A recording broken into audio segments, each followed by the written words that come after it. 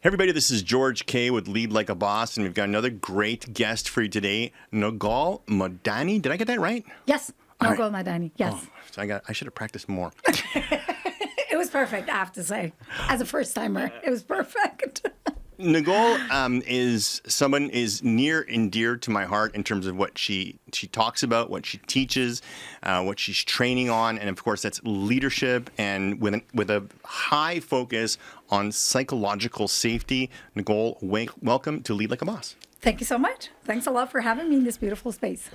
So Nogol, let's start with how you got here. Let's start with with your journey. I mean, I know you're not born in Canada. No. And I know that shaped a lot of what you are and how you're doing what you're doing. So tell us a little bit about where you come from and how you got here. Yes. So I'm originally Iranian. So I moved to Montreal in 2007 to do my master's in engineering. So it's a very different path, obviously, as you can see.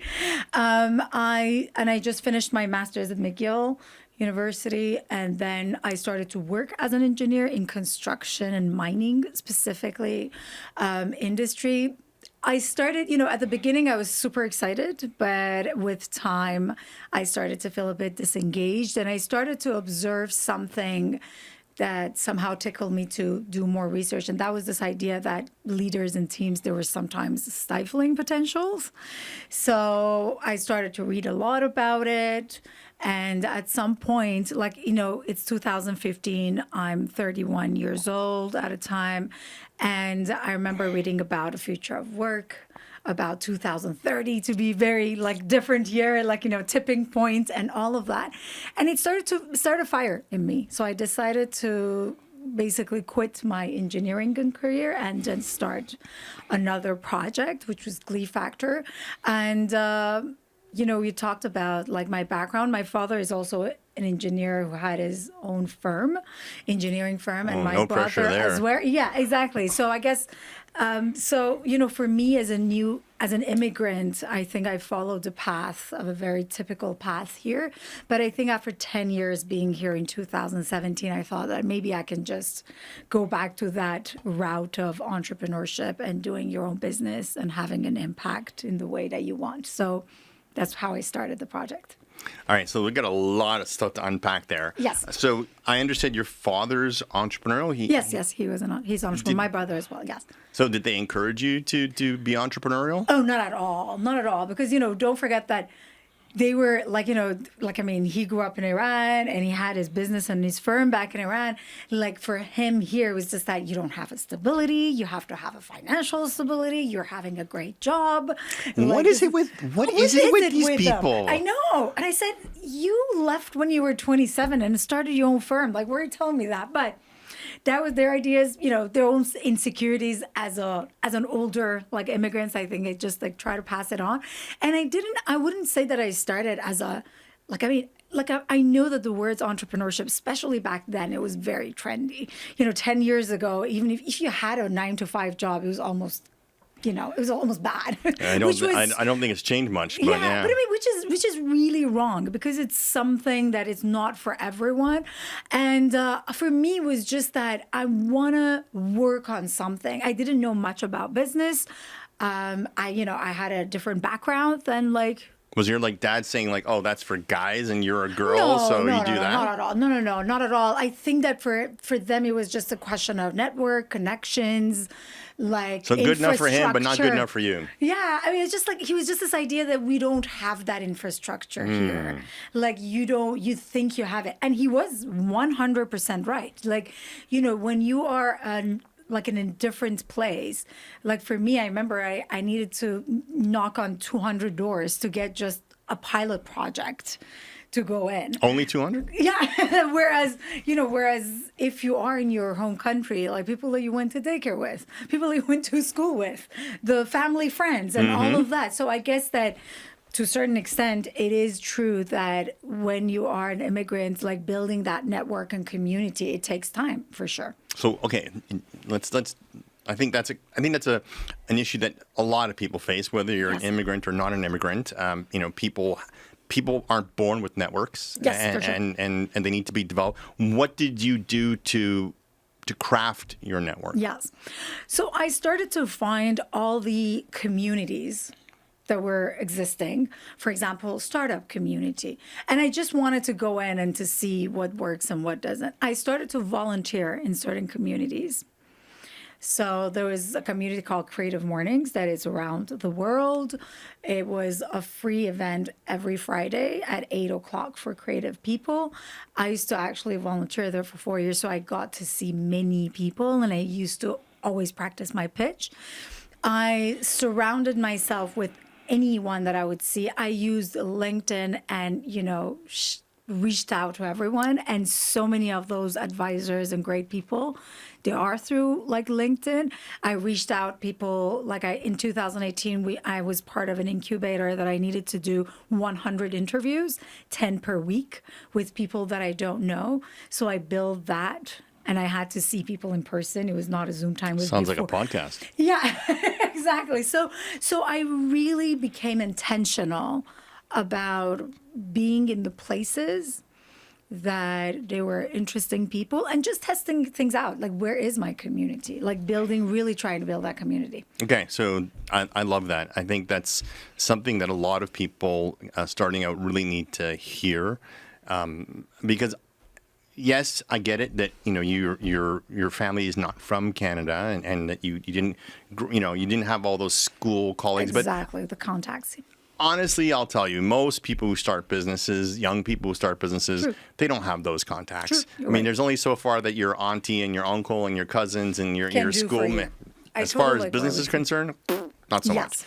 much. So yeah, I love the idea of finding networks. Yes. And I love the idea of volunteering. I think servant leadership is something that we're sorely missing Yes. in our society today.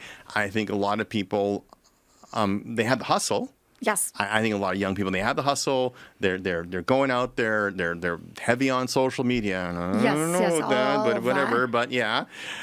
But there's nothing better than putting yourself out there. Yes. And getting your feet wet and really grappling with what's going on in front of you, and showing people that you're willing to put the sweat equity into your thing Yes. before you ask them for something. Exactly. And, and I love that. It's exactly the idea of, and even for yourself, especially for those of us that we're going from corporate world into entrepreneurship, I've realized that there is a lot of unlearning and relearning. And there was a lot of this idea that, okay, I don't know about this. It was a lot of this idea that I needed to just remind myself what I was capable of and what I could leverage in the business. And I think volunteering and exposing yourself to different opportunities just give you that great, time and space to see, okay, these are the things that I'm good at. These are the things that I need to work on. These are the things that I need to change in terms of my mindset. And these are the things that I just need to, relearn and just move forward with. So I think that's something that we need to, I needed to do at least. All right. I can hear. Yes. I can hear people cringing when they hear you say 200 interviews. I had to knock on 200 doors. I had to get 200 strangers to either listen to me present or take my call or whatever. What do you say to people who say things to themselves like, I could never do that? Like, that's too much. Yeah. I there's no way I can do that. What do you say to people who have that voice inside their head that's telling them that? I mean, first of all, I think that the fact that I was part of a program that this was expected, that was like, I should have pushed myself to do 5 a week, but 10 per week. And then I needed to extend that to get more data. That was one thing. And the other thing is that, I mean, again, I really early on learned that I love the idea of connecting with people. And I was reading this book from a producer in Hollywood that it was called Curious Mind or something back then. And it was talking about curiosity conversations and how he got to make many great movies by just talking to very different and diverse people. So this is actually what I used. I remember that I would just reach out to people and said, can I have a curiosity conversation with you? And people love to talk about themselves. And to your point, yes, it's news. So and the thing is that to your point, you're not asking them anything. You're literally just wanting their time, their experience. They talk about it. They answer certain questions. So, I mean, I've met 10 people in cafes around the city, and it was not Zoom time. I'm saying it's 2018, and everyone would just come. So what do you think people are afraid of? What do you think that person that I was listening to in my head that was cringing at that idea? What do you think they're afraid of? I mean, rejection. Okay. People not answering. How do you going to be perceived? I think that there's so many and I totally understand it. This is the work that we do. We are social species, and we don't want to look bad, and we don't want to perceived competent and all of that. So I understand it. It's just that by doing it with time, I understood that there are rejections. There are people who don't answer, and that's totally fine. But the number of people that you will engage with and you will build relationships are much more valuable. I just got back from giving a speech at Genetech, a software company here in Montreal. Yes. And I was explaining to the folks, in the presentation that, because they ask me that question all the time. Yes. I do a lot of public speaking, and I say to them, I'm not afraid because I'm curious. Yes, exactly. And I feel like I'm getting a gift from the audience. Mm-hmm. They feel like I'm giving them a gift, but I feel like I'm getting a gift. So it's like, imagine if you were given an Oscar type of thing, would you be afraid to go up on the stage and get it? Yes. pick it up? Yes. I think most people would be okay with that. I think they would maybe feel a little awkward, but they would do it. And I have to say that it does look awkward. I've been with my husband for now 17 years. It's still awkward with him? No. No, okay, sorry. Got me nervous there for a second. I've never done online dating, basically, because I just met him at 2008. And I was just saying that these going to cafes and trying to see, and there's something about LinkedIn that people share their slimmer, younger version. So I'll just say, it looks Are you like talking about catfishing? Yeah, is it the brother? Is it the sister? So it is uncomfortable, and that is fine. It doesn't need to be comfortable. Yeah. But you're sitting there, you're sweating a bit, and you're asking your questions, and you get what you want. Okay, that's an interesting thing. I've been talking and playing with this idea of what happened. I don't know when. Yes. I'm not exactly sure how. When did things that are difficult become bad? Mm-hmm. Exactly. I'm a little older than you are. So, Yes. I remember black and white TV. Yes. There was a time where hard things were considered good. Yes. Exactly. And now hard things are considered bad. I'm not I don't understand. I mean, I think that, that's a very interesting observation. I have to say that I remember I grew up in an education system is that if you're bad at something, you need to improve it.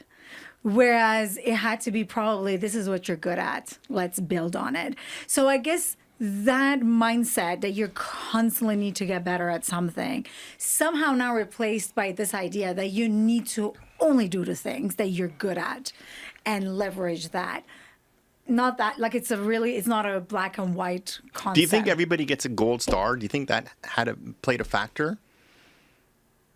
For us, for a younger generation? Or for us? That started in the 80s. 80s. I mean, those people are, running Everyone's, the world. Yeah. Not in the best way possible. Yeah. I mean, I guess, I think that there are some norms around.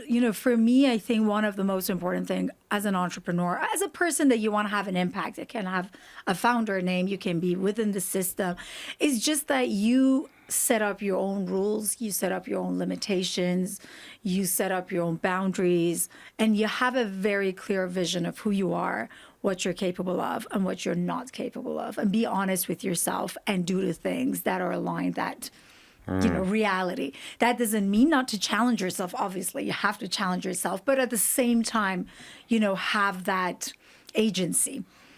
Yeah, I love that. I love that word. So this is a perfect segue to get into Glee Factor. Yes. Talk to us about Glee Factor. I know you did a lot of research. Yes. So talk to us about what the research told you and how that turned into Glee Factor. Yeah. So, in 2015, as I was still an engineer, I started to read a lot about the idea of engagement, diversity and inclusion. It was quite new back then. And I started to see that, okay, the numbers are terrifying. Like, back in 2015, I think 85% of people are disengaged. And I think this is still the case, like maybe 76% or something like 20% are actively disengaged. Actively disengaged. So they're basically doing something to ruin. Sabotage. Yeah, sabotage, basically. But so I became quite interested in the topic, and I started the project of Glee Factor. And I said project because when I started it, I didn't have necessarily a business plan for it. I just had this question mark that what is at the core of high-performing, inclusive, engaged, and future-ready teams and leaders. Like, this was my question. And I started to, with a series of boutique conferences, I talked to people, I interviewed people, and then I reached out to all the professors and PhD students in organizational development. They must love that, eh? Yeah. Every book I ever read, PhD, 25,000 PhD students read. Like, how many of them are there? Are they always getting like these research calls? Yes. So I just reached out to everyone on a Sunday. I remember it. I said, I need help. This is my background.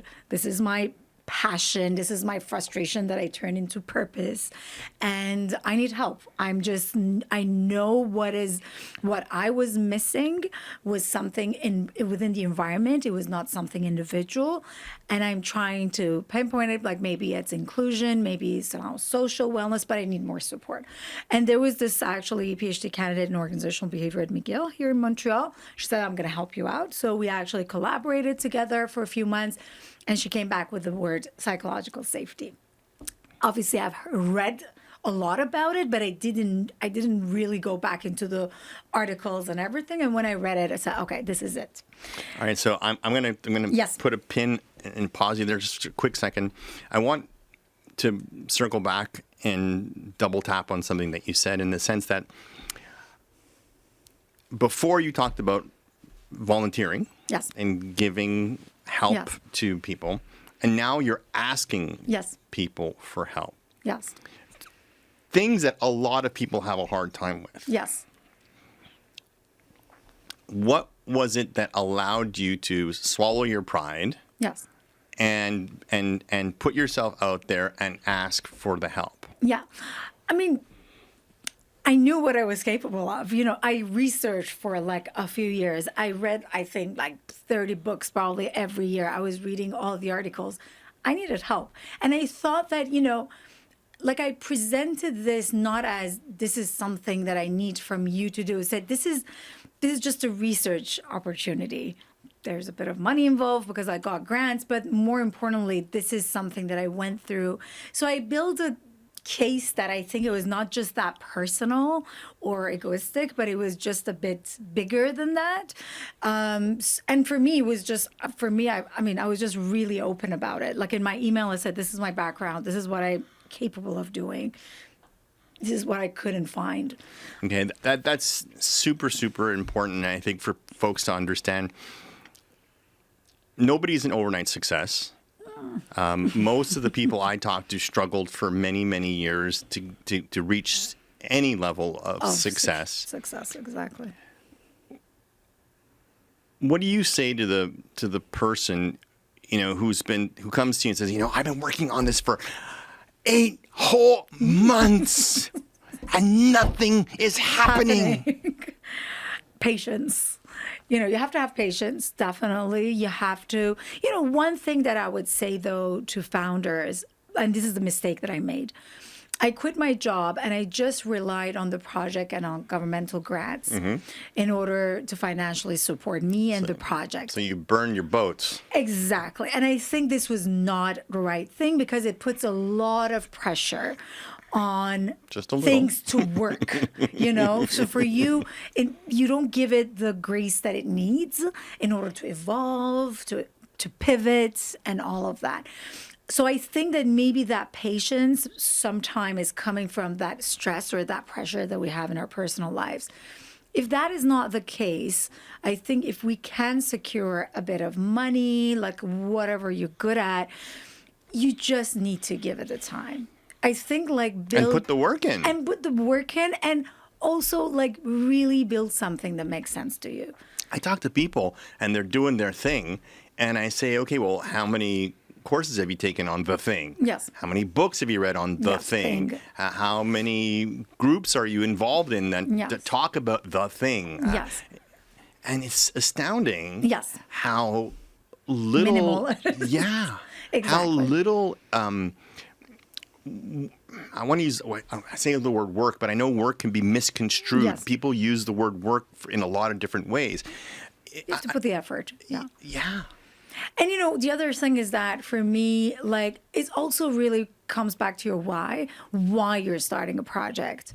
Like, some people want to make lots of money. They want to be the next Zuckerberg or something. Exactly. Like, I mean, obviously, you always have financial goals. But for me, I think my trauma was, again, to have another successful career and not be happy and feel extremely miserable, because this is who I was back in 2015, riding a fancy car, a nice condo, a beautiful life from the outside and on the checklist, but I was really, really, really unhappy. You're the second lady I've had in that seat in the last month that said almost exactly the same The thing. same thing, We got to yeah. dive into that because that's super important.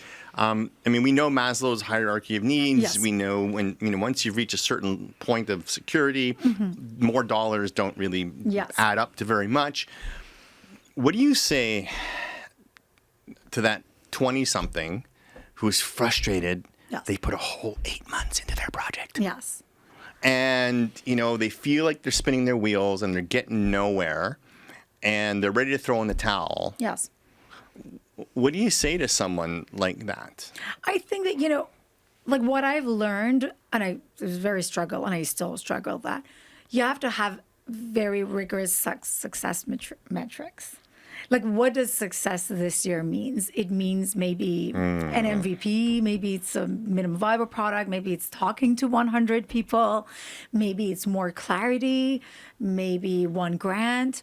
Like, what does that goal, we cannot just work on that like long vision goal and be frustrated. And it is going to be frustrating. Said, okay, I'm just very far from that.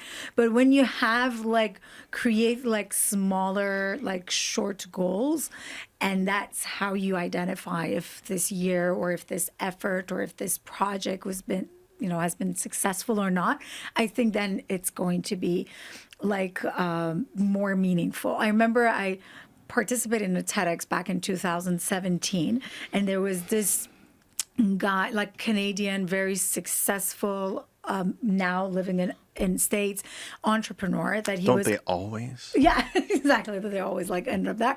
But he Moved also to Shabugamu after he made $1 billion. Yeah, exactly. But he was this addict based in Vancouver, and he was sharing his story of stealing a car and talking to one of his friends, and his friends would just send him 15 or 16 Canadian dollars to make it to the next step.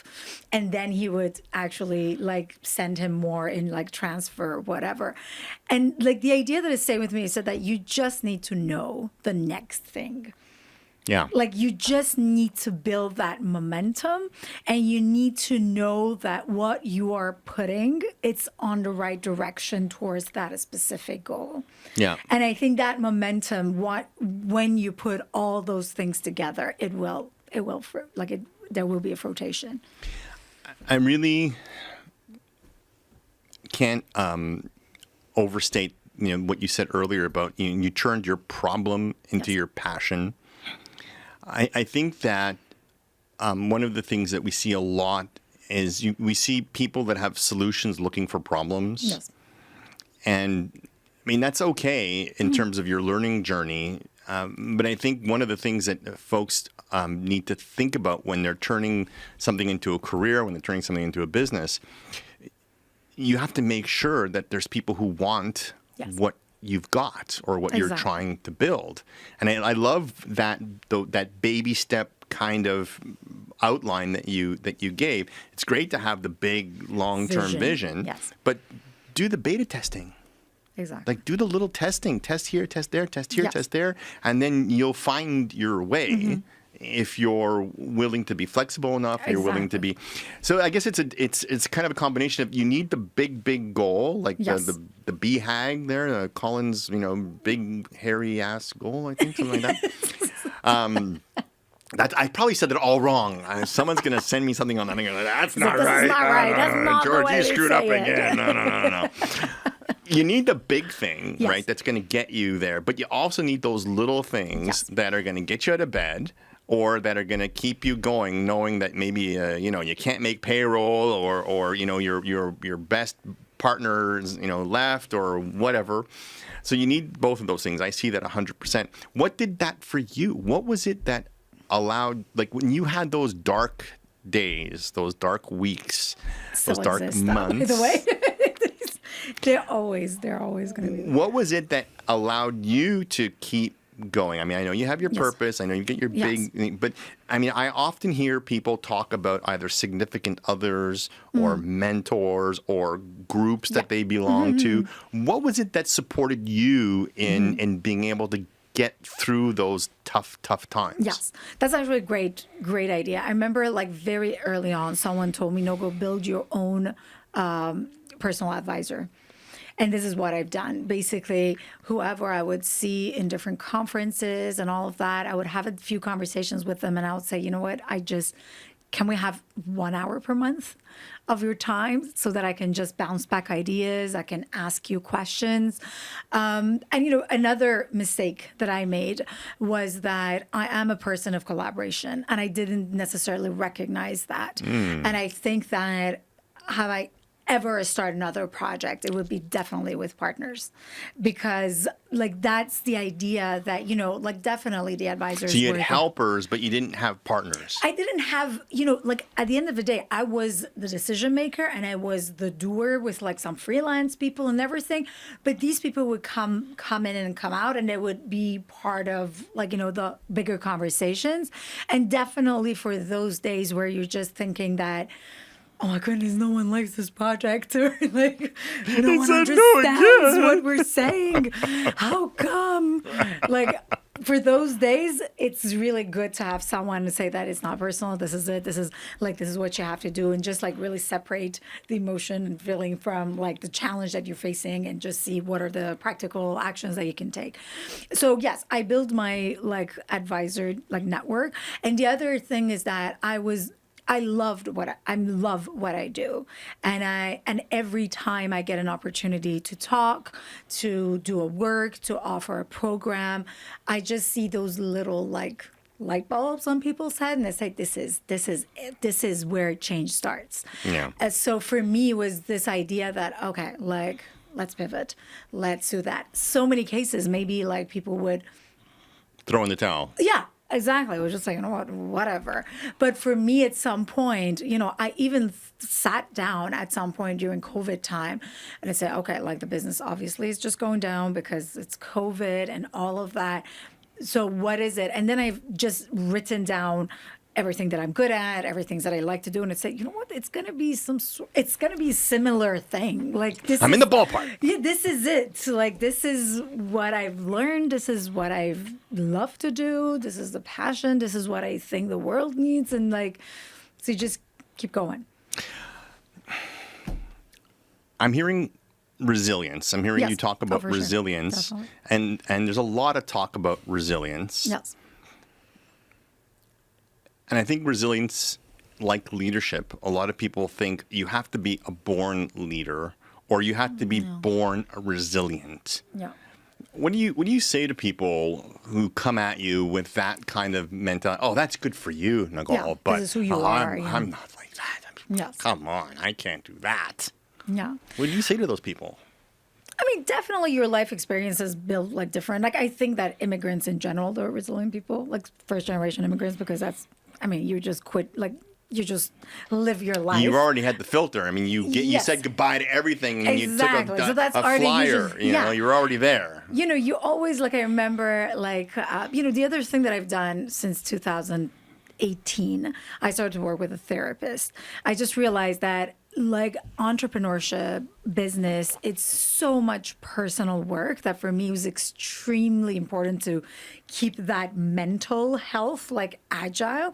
And I remember we discussed this idea that at some point it was just like, what was the hard thing that you've done and you got out of it? Good. Can you remember that? Remember it. Then probably you're just going to have that resilience to just make this happen again. So I guess it's just a muscle that you start to build. And I think it's really connected to, like, how much do you care about this? How much do you want this to work? Like, you always have the option of doing different things, and it's totally fine to give up at some point and say that it's not working. But I think that, like, entrepreneurship in general and having your own business and finding your voice in general in the world is something that you need to be very resilient for, because it takes a lot of, like, there are lots of obstacles along the way for you to finally just share what you believe. Yeah, I agree. And you look at a lot of the leadership material. You think about people like Stephen Covey. You think about people like John Maxwell. You think about Lencioni, like the beacons in the Yes. leadership world. The message that keeps getting repeated over and over again is that if you want to grow on the outside, Yes. you need to grow on the inside. Exactly. And this idea that I'm kind of playing with in my head is, I think about a tree, like the trunk of a tree, and when you see them cut, because I go for lots of walks in the woods, and unfortunately we live in a rainforest, and a lot of trees have to get cut down for lots of different reasons, and I love looking at the rings Yes. in the tree, and it makes you realize that if that tree 50, 60 feet high only had one ring. Yes. It was just like a straw. Yes. Like all empty in the middle. Yeah. What would it wouldn't do? stay. Yeah, exactly. It wouldn't do nothing. It Yes. would just fall. Exactly. And I think that people need to understand that every bit of adversity that Yes. you go through, every challenge, every hurdle that you leap, adds another ring. A ring, exactly. And makes you that much more durable and that much more resilient. Yes. And it just and in the beginning, the tree was just like nothing. It was just like that. You could just break it like no problem. It's finished. A little animal walking over it would kill Yeah, it. exactly. But 20 years later, You're there. the thing can withstand a hurricane. And that's why I think, George, I totally agree with you. And that's why I think that, like, entrepreneurship and resilience come also with age. I was like 31, like when I left 31, 32 when I left. Now I'm 41. So I'll just see that you also build that resilience. You have different life experiences. You go through losses. You go through, like, having kids. So I guess you're just having a more wholesome and holistic approach to life that I think that's going to build that capacity in you to do, like, things differently and build a business that you want. I agree. I think it's so important. So I think just to put a bow on this, I think the thing that younger entrepreneurs really should focus on is, one, it's not going to be overnight. No, not at all. Two, you got to put the work in.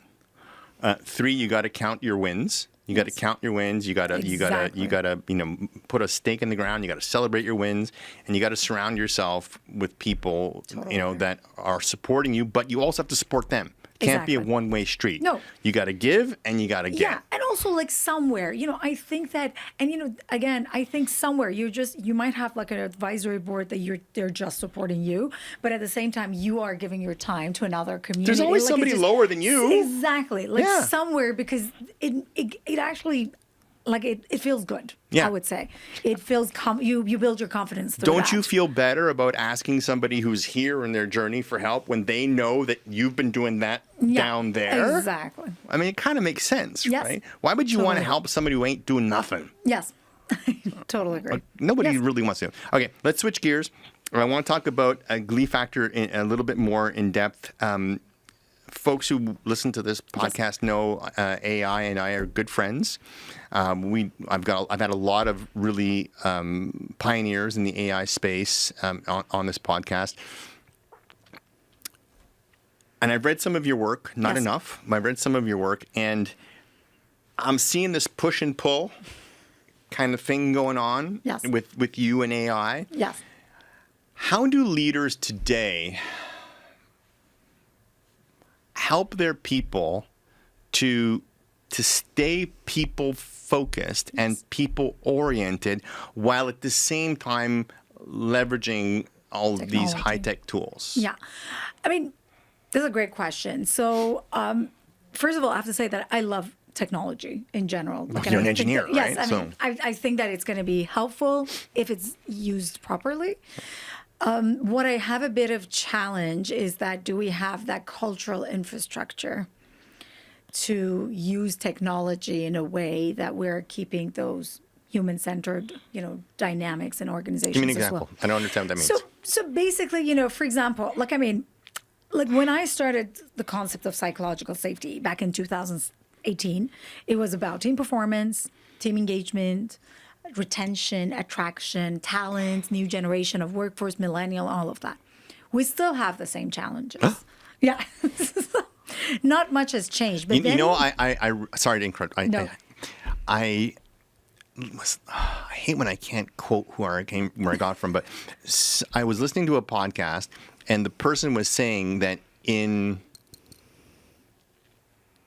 I want to say Socrates, but I think Okay. I got it wrong. Okay. That in his writings, he said young people don't listen anymore. Mm-hmm. And they don't pay attention, and they don't Yes. respect their elders, and Yes. this thousands of years ago. yes. I mean, Come on. can I add to that? Yeah. I mean, first of all, I know that there is something around Gen Zs, but I have a huge respect for them in general. I have to say, I was reading an article about, in BBC, about that they are the most rejected, generation, and I totally agree. Rejected? What does that mean? They cannot get even a loan to get a house. They cannot even get a mortgage. Like the life that I built as an engineer back in 2011, they cannot do that because the life is 20 times more expensive, but the salaries are not there. So, and at the same time, I think that they are seeing how systems are broken. So they're just having that different vision that I think is extremely important because we need to build that different vision. So that's the first thing. Yeah. I'm buying you there. Yeah. I'm feeling you. Yeah. Okay. We Keep just got going. that.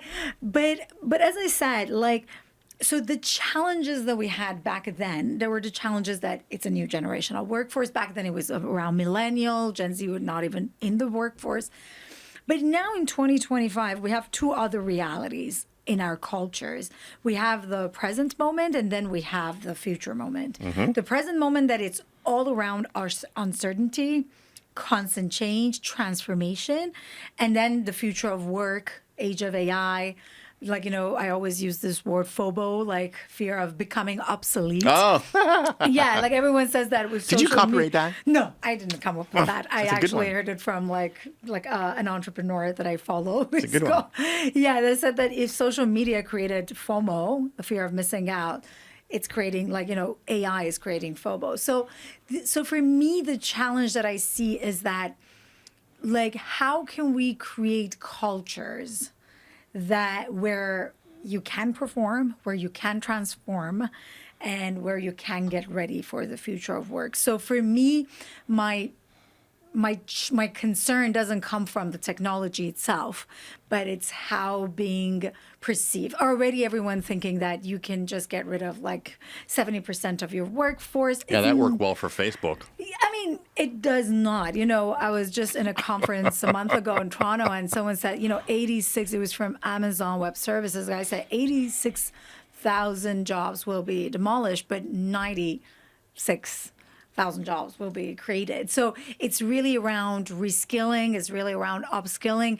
And for me, as someone who worked on the concept of culture, team dynamics, and leadership development for now 10 years, I'm a bit pessimistic because I see that these things are not that important for teams. So for me, the challenge is that could be this finally the wake-up call. AI will be the wake-up call for all of us to understand that these are not nice to have, but these are the essential parts for you to integrate technology within your system while building your still like people-focused organizations and teams. Okay. You ready for me to push back? Yeah, for sure. Definitely. Okay. How do you account Yes. for the rising billion Yes. based on what you just finished saying? You look at India, you look at China, you look at many parts of South America. Mm-hmm.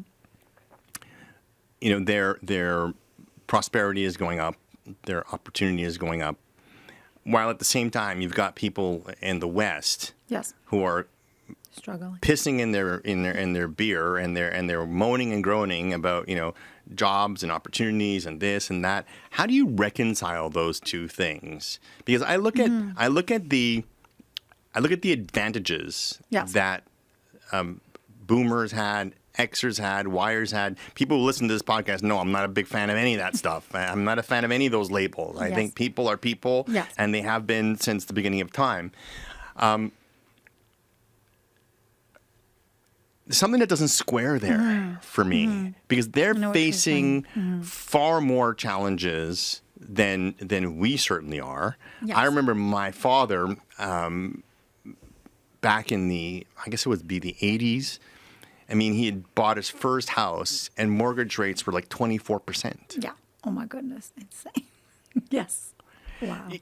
So when I hear people saying, oh, it's so hard now, it's so this now, it's so that now, it's not that I don't empathize with them, but I'm wondering if, when you talk about culture, I'm wondering if we are not,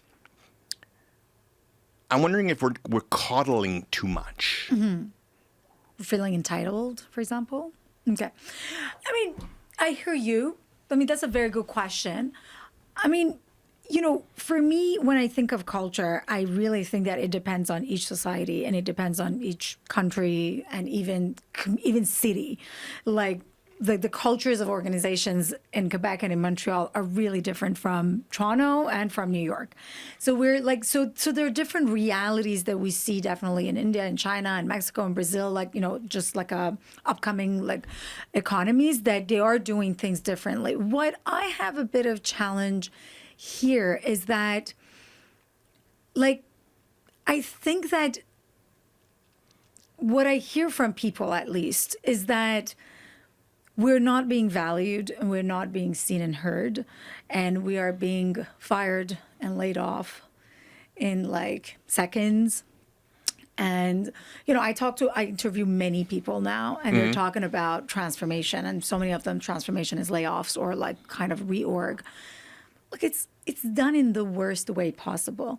And I think sometimes you'll just say, you know what, we're learning and we're growing. That's one mentality. There's a lot of collateral damage in that. Yeah, but at the same time, I think in the West, especially in North America, we're saying that we got this, but we haven't got this. That's the thing. So I think that's where the expectations maybe might vary.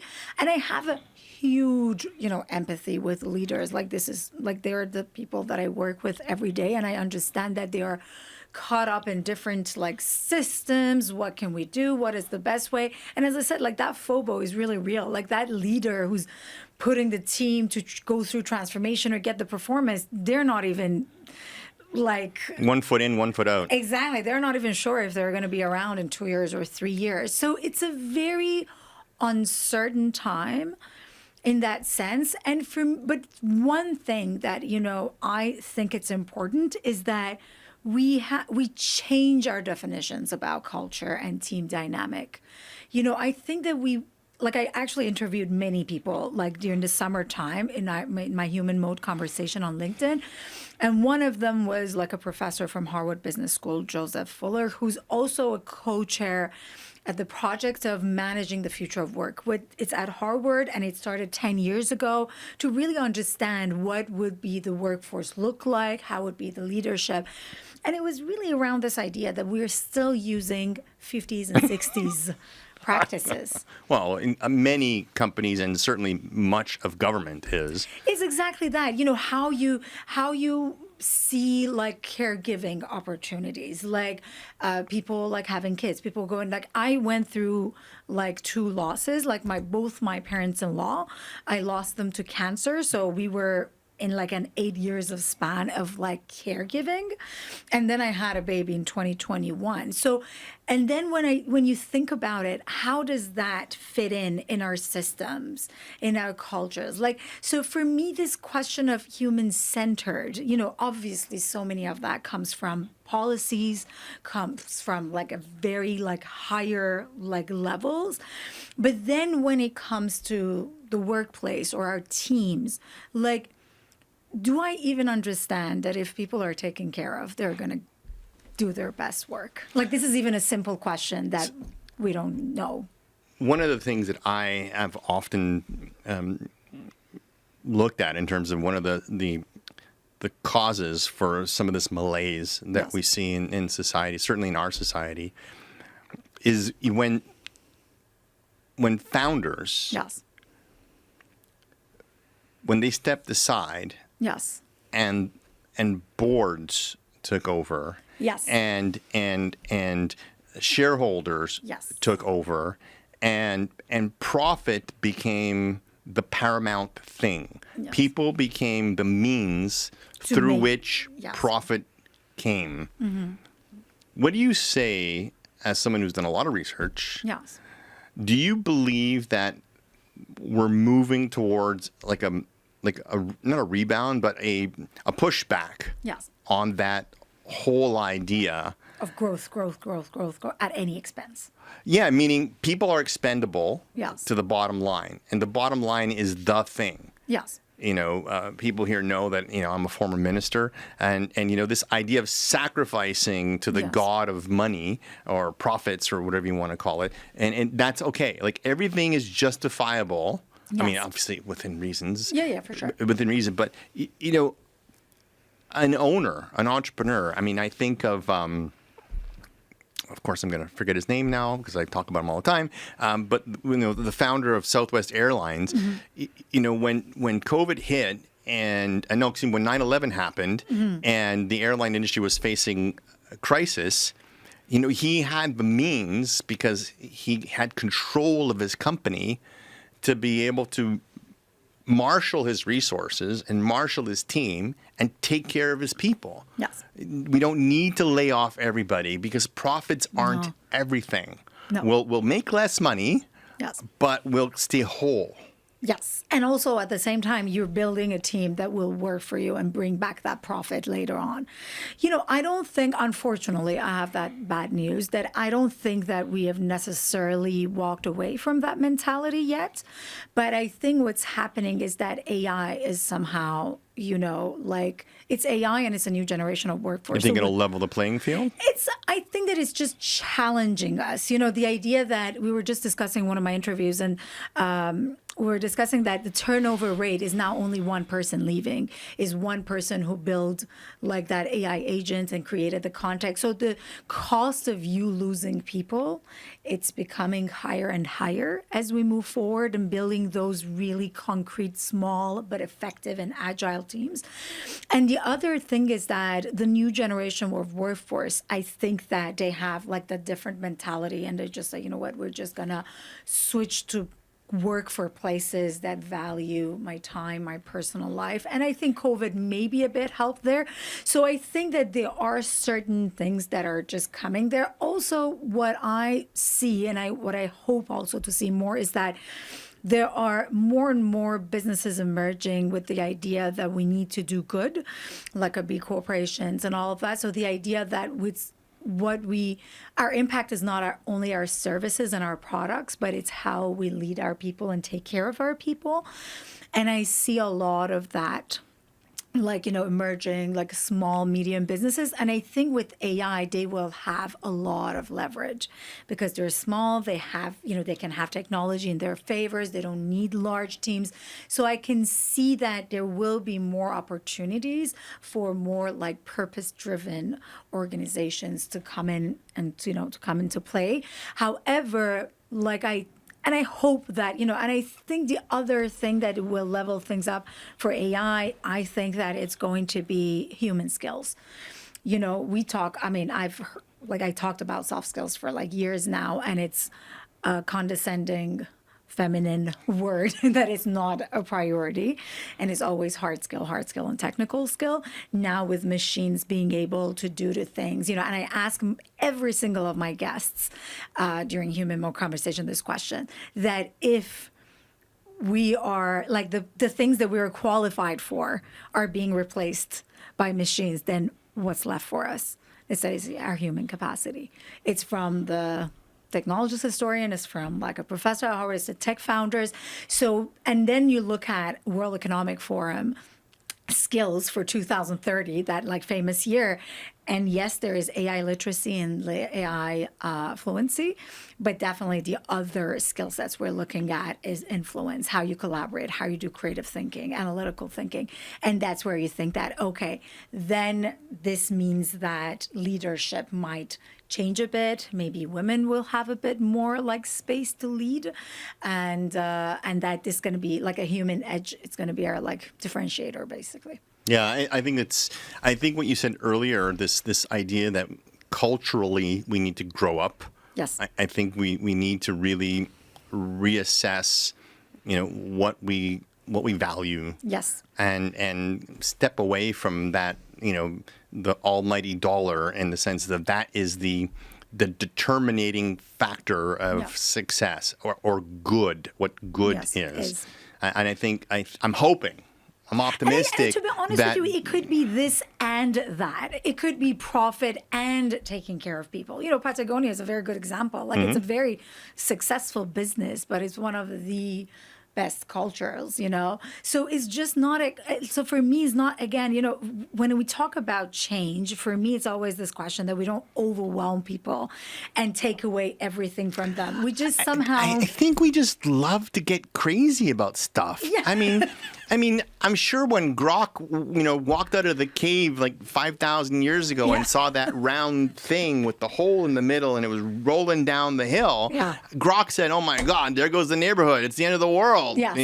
Every technology has done that. Exactly. Definitely it's done it. But the thing is that when we're talking about shifting like leadership paradigms, like building the cultural infrastructure, it can be done really slowly without burning you out, without overwhelming you, because otherwise you won't do it. I think the speed thing is a problem. I think in days gone by, leaders, for whatever reason, had the wherewithal, the wisdom to hold things back. I mean, that's saying just because we can do a thing, it doesn't necessarily follow that we should do that thing. Exactly. And I think somehow we took the brakes off. Yes. We just said, you know what? Just go as fast as you possibly can go. Just go. And I don't know if that's such a great thing. Yes. I don't know. I think people need time to adjust. People need time to acclimatize. And then they need a space also to test things and try.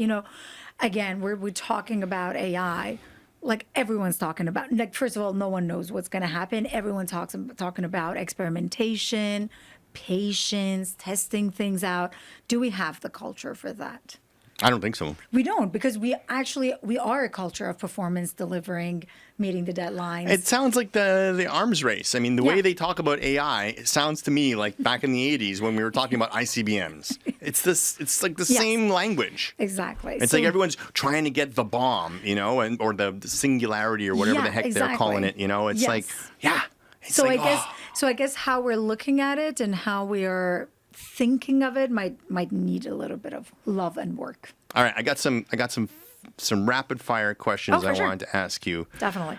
Hold on, where are they here? Come on, George, find your notes. Find your notes. I see. Okay, you're talking to a leader. Yes. And your leader is telling you that I can't motivate my people. Yes. I mean, you talked about this, the throwing people out fast and everything, but their story is, these people aren't motivated, yes. They're not engaged. Like, what is the nut that needs to be cracked there? Yes. There are a few things. I think that the first thing that the leader can ask is that, are they clear on the vision? Are they on board? Is there a clear communication? Do they have a voice? And can they contribute in the process? Like, these are the most important things. Again, at the end of the day, we're just a bunch of humans, like, trying to, like, address our Maslow needs. And one of that is that the self-actualization, like, can I contribute? Can I do something? So I guess the most important thing is that to really understand, like, if they are clear on the vision and promote certain small behaviors so that people can contribute more. Like what? Be the role model of the things that you want to see. Like, so many leaders come to me. Don't be a hypocrite? Yeah. Come on. Yeah, exactly. Like, so many people come to me, like, leaders come to me and say, no one on my team asks for help. What's the hack to be a good Yeah, leader? exactly. I don't want to actually do it. Yeah. How Because can I make it one look like asks- it? Exactly. So no one says, no one asks for help. No one shares mistakes. And the first question I always ask is, do you do that? Because no one will take more risk than you do, and no one's going to be more vulnerable than you are. So the question is always that, what do you want to see? Model those behaviors. Okay, love it. Candor. Yes. We're getting a lot of feedback Yeah. from HR circles and management circles. How people almost weaponized Yes. this idea. That you're hurting my feelings, or Yes. you're crossing boundaries, or yes. I'm not comfortable with that.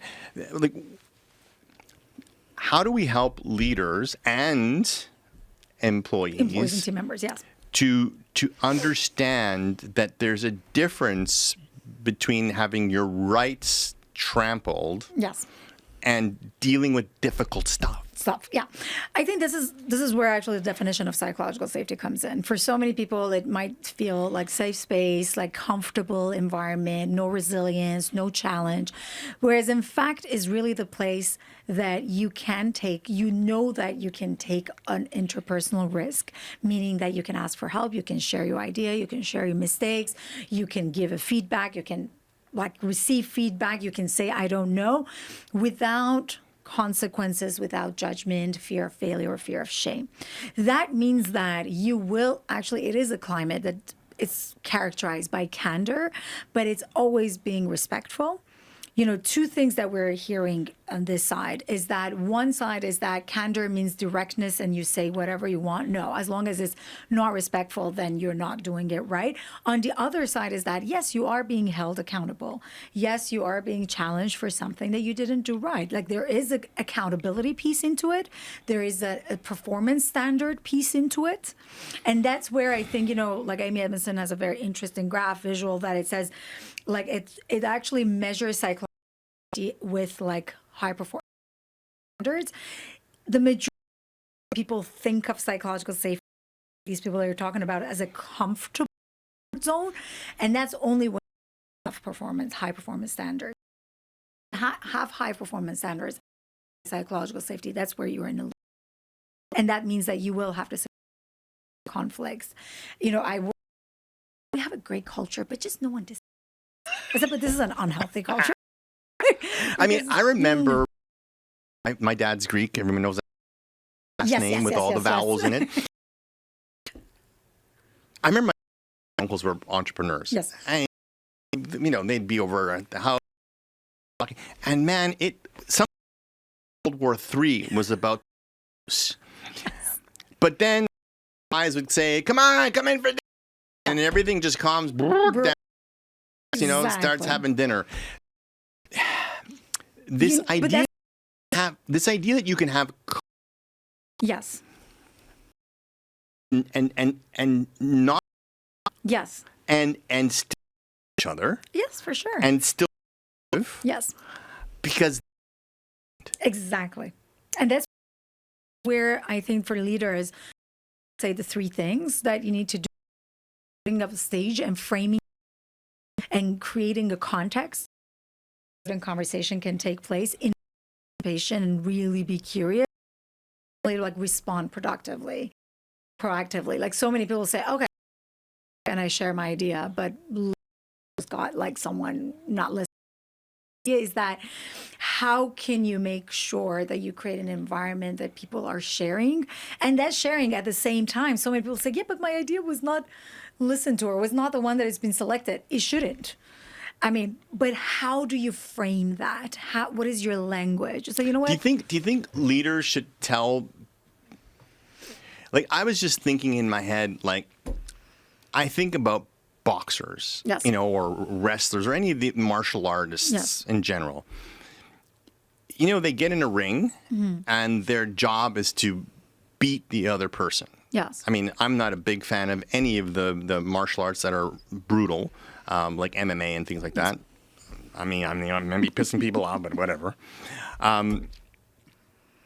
But you see real sportsmen. You see, mm-hmm, real boxers, real martial artists. Mm-hmm. They'll get in the ring. They'll spar. They might knock somebody out. They might put someone in the hospital. Yes. But a week or two later, they're having beers, yes, and they're talking about their next fight or their next thing or some, yes, training. I think about this idea that you can have conflict, oh, for sure, and you can, and even mortal conflict, yes, and still be okay, like still be, yes, friendly, still be collaborative. And I think that's the thing. It has to be rooted in your values. You have to be really transparent about the goals and objectives. And then in that, and I think, like we ask, one of the questions that I ask a lot in our programs is that, what do you think kills psychological safety and prevent people from performing? And I say, you know what, you're just a researcher now. Just write down anything that comes to your mind. It's not about a specific about your team. And people give like this length of list, like this, and then I'll say, okay, now circle around the ones that you think that are present in your team, and if you're courageous enough, circle the ones that you are like guilty of doing. What are the things like fast nose in meetings, mm-hmm, like rushed agenda, lack of clarity, like multitasking, like saying that this is a great idea, never following up, giving a feedback but not listening, like. And then when you look at it, it's like, this is what's happening every single day. So the idea is that how can we be intentional and design our dynamics and our cultures so that we can have more collaboration and more safety and more creativity together? It's really around intentionality and practicing certain muscles and certain practices and behaviors, and just believing in this idea that it will impact, how we work together and how we collaborate together. Yeah, I love it. I think that's so important. Okay, Nogol, we got to wrap this up. We got to land the plane. Yes. Where can people find you? Where's the best place for people to interact with you? Yeah, I mean, LinkedIn, I'm really busy there. I write a lot there. Definitely our website, my email, my contact information is all there. But I would say LinkedIn, they can just follow. And plug your podcast. Yes. I mean, Human Move Conversations, definitely. But I mean, that's something that happens in LinkedIn Lives. Mm-hmm. If they go to my LinkedIn feature, they're going to find all the podcasts that I've done and all the interviews that, mm-hmm, I've done and everything that I've written. So they can just see it there. And definitely on our website, they can see all of our programs. Wonderful. Well, I really think this is a great conversation. I think that leaders will get a lot out of this idea that it's okay to be nice, but progress comes from sometimes not being nice. Yeah. It doesn't, and being purpose-oriented, means that some people are going to have to get their hands dirty and their, sure, noses bloodied. Definitely. But that's what creates progress. And I think nice and kind doesn't mean psychologically safe. Yeah.